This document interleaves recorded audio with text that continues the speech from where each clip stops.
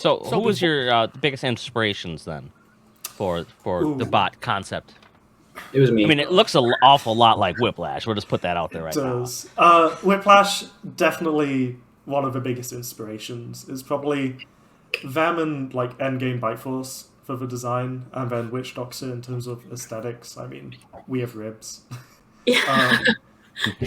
But yeah, the arm is basically beat for beat what Whiplash does, except it's on the outside instead of the inside.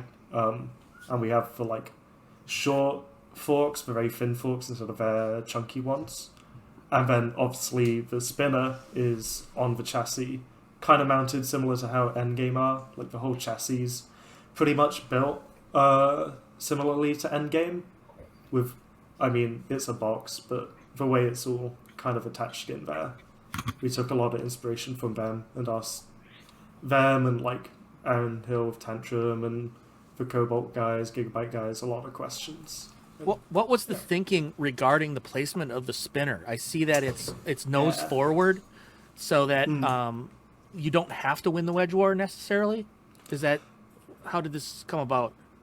Yeah, so we definitely wanted it as far forward as possible, just like you said, in case we don't win the fork war, then we can always try to nip at something with it.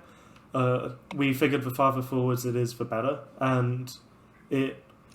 Although we didn't like sweep it forwards because we didn't want to use the extra weight to do that and whatnot.